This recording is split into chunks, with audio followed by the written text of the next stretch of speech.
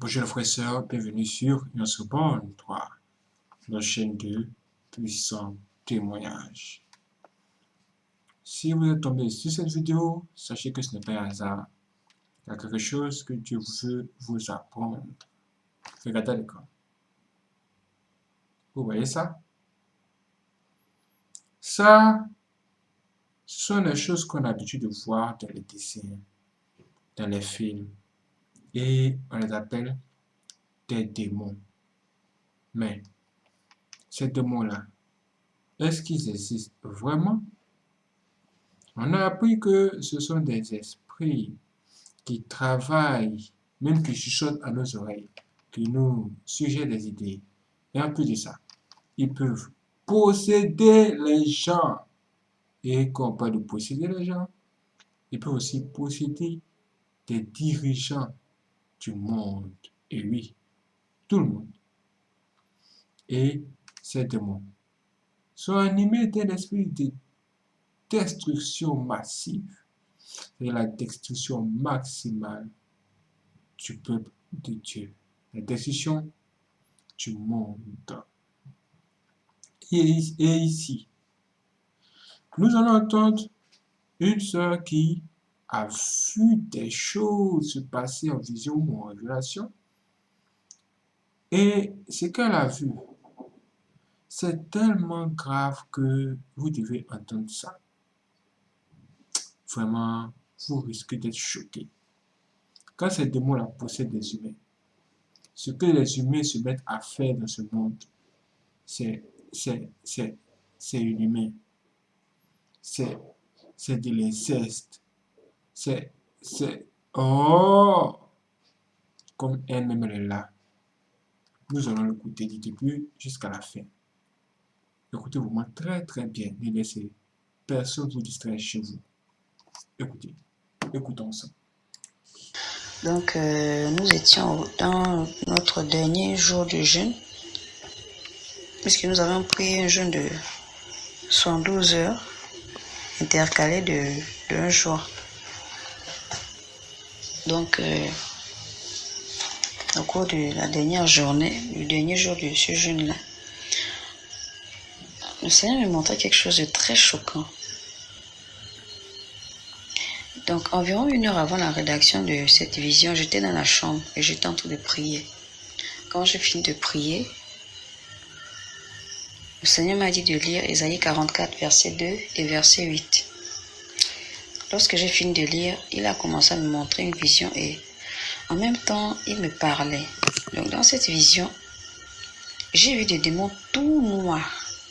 Ils étaient vraiment très nombreux, frères et sœurs. C'est que cette révélation que je vous livre est très sérieuse. Je vous en supplie que chacun se rapproche du Seigneur le plus tôt possible. Il n'y a plus de temps, frères et sœurs. Les temps sont mauvais. La Bible dit racheter le temps car les jours sont mauvais. Et effectivement, les jours sont mauvais, frères et sœurs.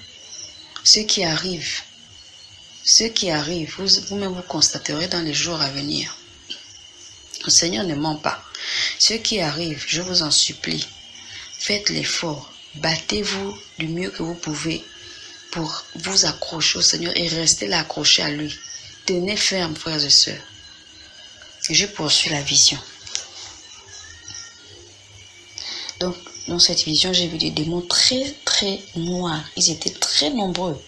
Et leur nombre était tellement incalculable. Ils étaient donc tellement nombreux. Satan les avait envoyés sur terre, en fait. Donc, ils étaient dans une espèce de voûte. Et j'ai vu que la voûte s'est vidée.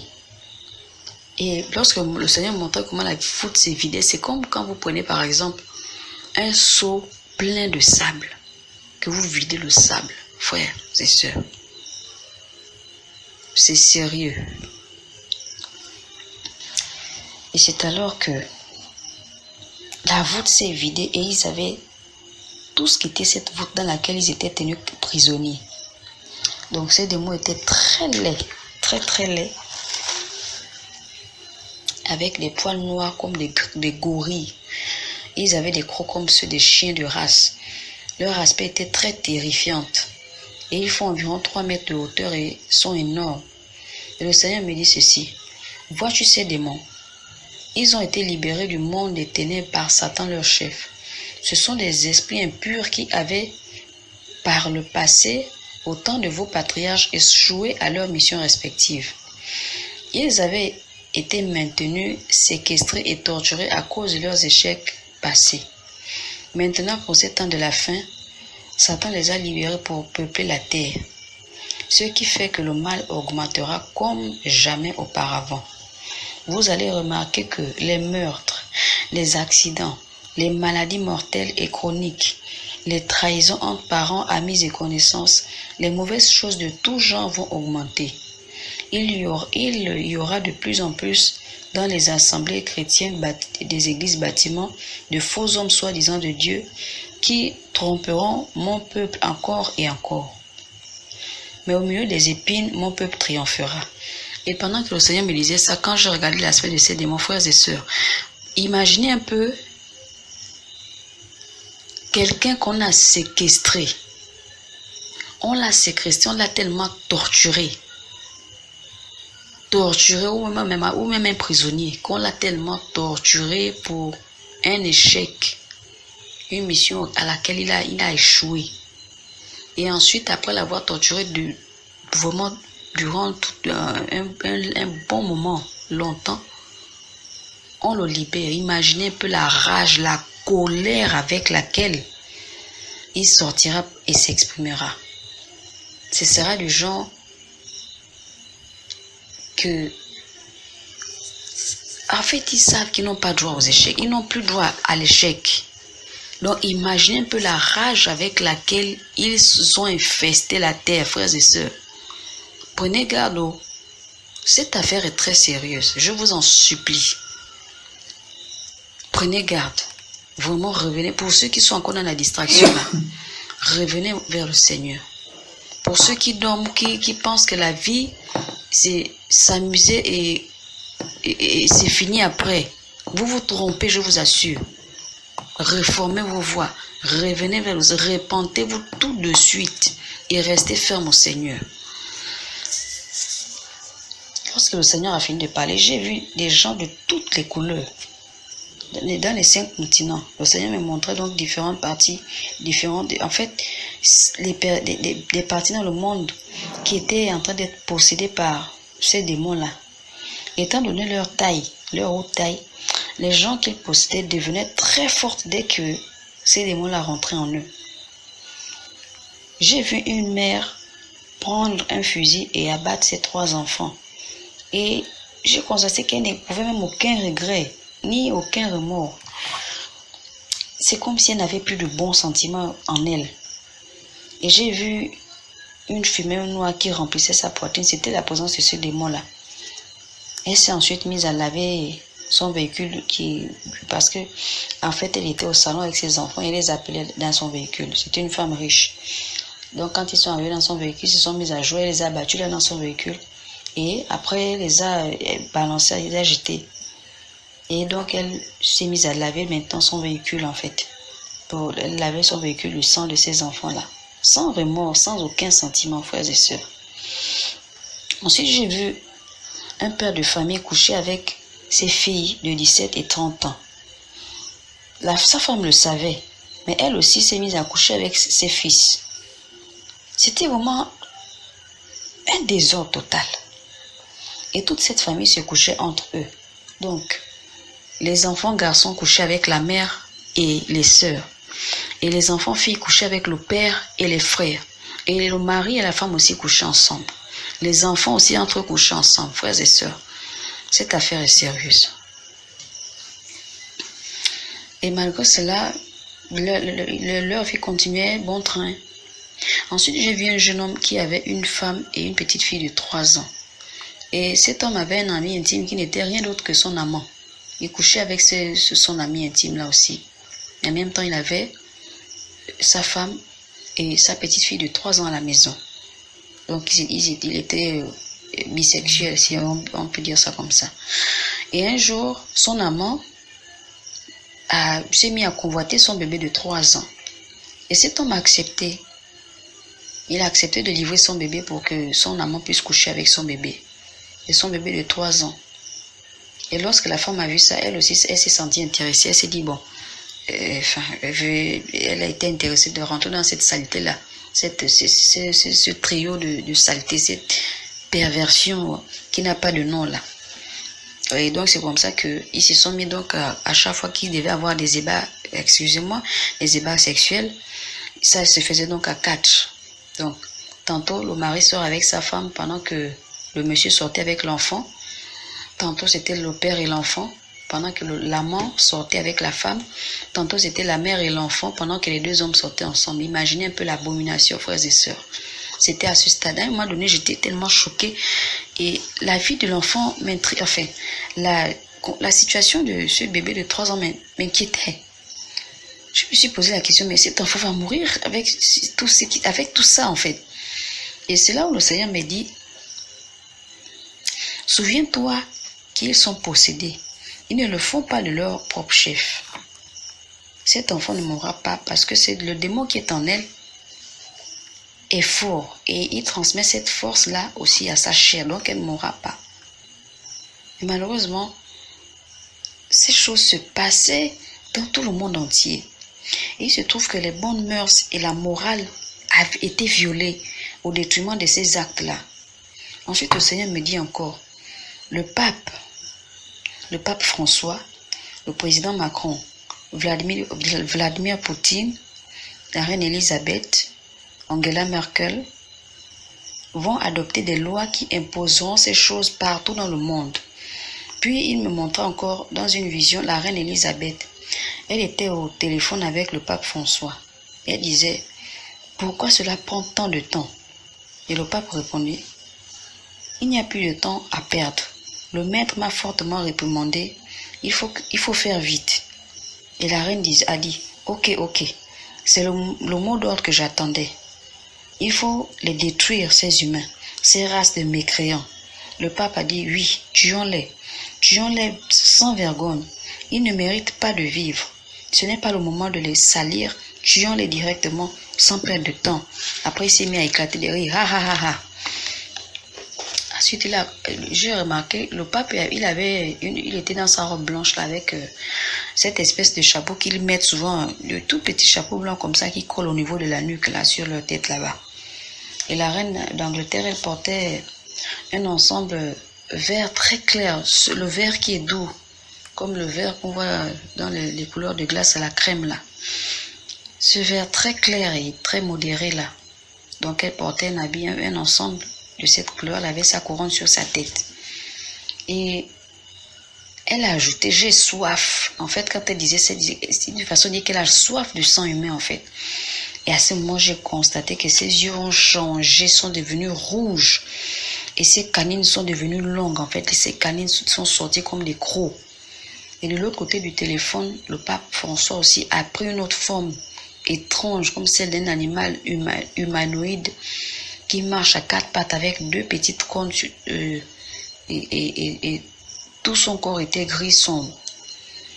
Et il avait la bouche ouverte, la langue pendante avec des crocs. Après, chacun d'eux a raccroché le téléphone et ils sont partis chacun dans une réunion nocturne au cours de laquelle ils devaient avoir des sacrifices humains pour manger la chair et boire le sang humain. Et dans l'aspect spirituel, seuls ceux qui veillaient dans la prière et qui avaient une intimité avec Dieu échappaient à cette possession-là. C'est ce que j'ai constaté. J'ai donc vu autour de ces gens une multitude d'anges différents qui veillaient sur eux. Mieux encore, il y avait une lumière en eux et au niveau de leur poitrine, il y avait une Bible ouverte. J'ai vu aussi une autre catégorie de personnes. Ces personnes étaient entourées d'anges, mais au niveau de leur poitrine, il y avait aussi cette lumière, mais les Bibles qui étaient là étaient fermées. J'ai demandé au Seigneur, pourquoi ce groupe avait des Bibles fermées? Il m'a répondu, c'est ceux qui venaient de se repentir, mais ils n'ont pas encore reçu la clé pour que ces Bibles s'ouvrent. La clé, c'est la confession de foi. Donc, la clé, c'est de dire cette phrase qui suit. Seigneur Jésus-Christ de Nazareth, Je viens vers toi, désolé de ma vie passée. Lave mes péchés par ton sang. Je t'accepte aujourd'hui comme Seigneur et Sauveur, dans ce siècle et pour l'éternité. Amen. Et après cette prière, leurs Bibles s'ouvriront car alors ils reçoivent une nouvelle connaissance, car leur intelligence était voilée. Dis à mon peuple qu'il doit redoubler de vigilance. Dis-lui que j'abrège les jours, car je ne veux pas le perdre. Je vous aime comme il me tarde de vous prendre dans mes bras. Que ceux qui sont debout restent debout et gardent les regards fixés sur moi, car Satan fera tout son possible pour les avoir. Mais avec moi en eux, tout le royaume des ténèbres réuni ainsi que son chef ne peuvent rien. Que ceux qui sont tombés se relèvent encore. La fin est là. Ils vont bientôt se reposer de leurs souffrances. J'ai vu à ce moment la maison d'un pasteur remplie d'une lumière forte. Elle était très rayonnante au milieu des ténèbres. Et le pasteur lui-même, sa femme et ses enfants étaient rayonnants de lumière aussi. Et le Seigneur me dit encore, c'est ainsi que je garde mes enfants qui me sont fidèles et obéissants. Je me tiens près de vos cœurs chaque jour. J'entends les cris de vos cœurs. Je me tiens à la porte de vos cœurs et je frappe. Si mon peuple m'entend, qu'il m'ouvre. Je serai toujours avec vous car c'est de moi que vous sortez. Je vous aime d'un amour éternel. Je vous attends avec tant d'impatience. Je suis fatigué de voir l'impureté et de savoir qu'elle existe parmi ma parfaite création. Il est plus que temps que je la détruise. Dis à mon peuple qu'il a été largement averti. Je suis en chemin. Soyez prêts.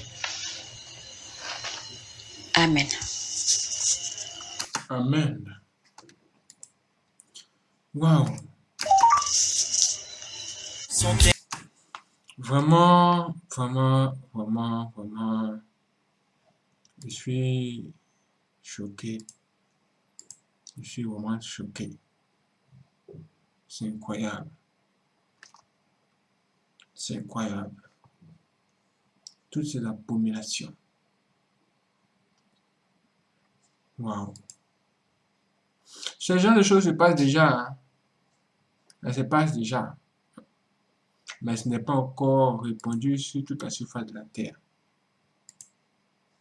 C'est pour vous dire, ne dites pas, ah, c'est de la blague, ah, ce sont des histoires. Ça se passe déjà. Nous avons reçu plein de témoignages de ce genre de choses qui se pratiquent. Des abominations se passent sur la terre ici. Donc, quand le démon de Satan se lève, quand il saute, ce qui se passe, c'est qu'il y a des crimes qui se commettent. Pour rien, on peut tuer quelqu'un. C'est la terre ici. Et puis, ce ne va nulle part. Personne ne met les investigations pour chercher à savoir qui a tué, qui a fait quoi. Personne ne parle. Oui, moi j'ai vu de mes propres yeux. Ça se passe ici. Quand les gens se mettent à profiter de ces lois terribles pour pouvoir amener les gens à pécher contre Dieu, à énerver même Dieu pour le pousser en colère, qu'est-ce que vous dites? Les gens ne peuvent pas parler. Les gens regardent la situation. Quand vous parlez, on dit de vous que oh, vous êtes un complotiste. Oh, vous êtes comment il dit? Quel mot il utilise? Genre, je ne sais pas. Mais vous trouvez de ces mots bidons pour essayer de vous faire croire que vous êtes un idiot, quoi. Alors qu'ils savent très bien ce qu'ils font. Mes frères et sœurs, vraiment, il faut grave faire attention. Il est préférable maintenant de se réconcilier avec Dieu, de marcher, d'apprendre à marcher sur le bon chemin, avant que ce genre de choses ne prennent de l'ampleur. Je vous donne rendez-vous pour la prochaine vidéo. Le prochain puissant témoignage arrive. Si tu n'es pas abonné, tu t'abonnes, tu actives la cloche et tu regardes la précédente vidéo pour te préparer aussi à ce qui vient. Que Dieu ait la main sur nous.